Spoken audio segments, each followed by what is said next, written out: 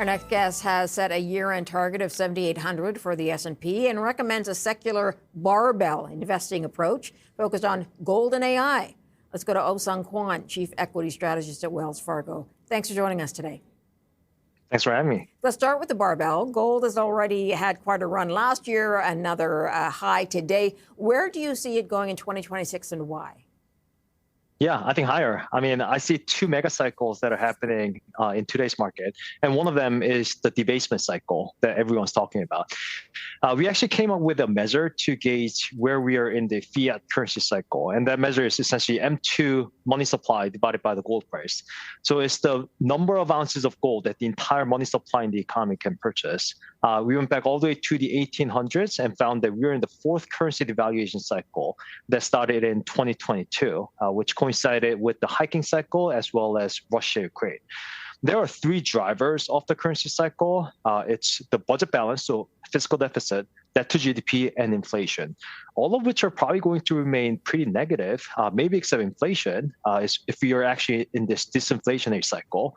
But I think the debasement cycle is likely to continue, which means that gold is likely to outperform the S&P 500. That's been the consistent trend of the four debasement cycles that we had historically. Okay. You also think AI is worth investing in or staying invested in. Investors, as you know, have been demanding return on investment late last year. Do you think we will start to see some of that this year, or do you think most of that will come in the years later? Yeah, I mean, the monetization side of the story is still in the question mark, right? And I think that's why people got a little too concerned about the capex cycle, because they're concerned that if hyperscalers are not necessarily monetizing, they're going to start cutting capex. I think that concern is way overdone. I think it's way too soon to call a peak in the AI capex cycle. I mean, I think the last thing that hyperscalers are going to do is to cut capex, and I think we're going to see more upside surprise when they report in a few weeks during this earnings season. And I think this is really an arms race of the hyperscalers that they kind of have to spend to stay competitive. And the market consistently underestimated their capex plans. And this isn't really the first time that we are seeing the changing reaction function in the equity market. The market had pushed back on capex outlook in 2024 as well. So I don't think that necessarily changed the outlook for capex going forward. Okay. Are there some that are already doing better at providing a return on investment? Where are you seeing that? Yeah, there are obviously winners and losers of the big four hyperscalers.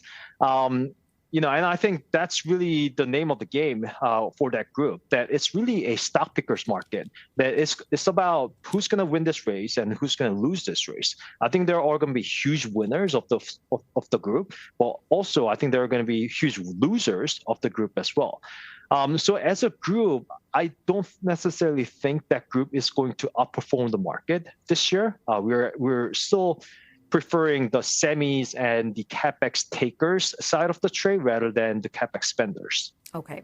With this K-shaped economy everybody's been talking about, with the people who are in the upper end of that spending and the lower end not, what is the biggest concern if this continues this year?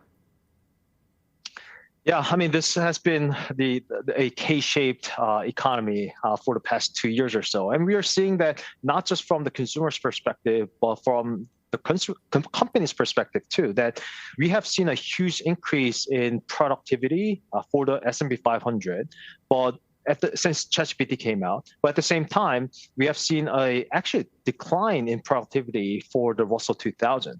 So it's really a changing landscape between have and have nots. And I think that's likely to continue unless rates fall enough to really start a new business cycle. And I don't think that's going to be 2026 story. That being said, I think the economy is still doing well, and the middle or lower income consumer that's been struggling, they're going to see the fiscal tailwind as well. Really coming from the tax returns. We estimate about $800 more per person in tax returns this year versus the year before. So that's going to be pretty stimulative to the overall economy. Can you factor in midterms for the end of the year and what you expect from that? How will that play out this year in the markets? Yeah, I mean, I think this creates a massive moral hazard issue, but I think neither the Fed nor the government can afford a downturn in the equity market. So first of all, U.S. equity portfolios are now a bigger portion of U.S. total household net worth than real estate. What that means is obviously there has been a big wealth effect in this consumption economy. And so what that means is if equities go down, that could potentially hit consumption and potentially hit the economy. So I don't think the Fed can afford a downturn in the equity market.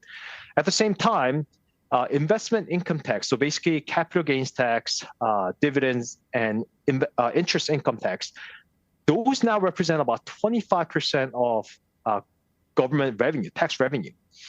And that's been very much tied to the S&P 500, which means if S&P goes down, government revenue is actually going to go down. And with all the fiscal concerns that we have in this country, and especially heading into the midterm, I don't think the government can afford a downturn in equity either. So I think there's the government put as well as the Fed put heading into the midterms this year. Okay, Ohsung Kwon, I got to leave it there. So thanks for your time. Ohsung is Chief Equity Strategist, Wells Fargo.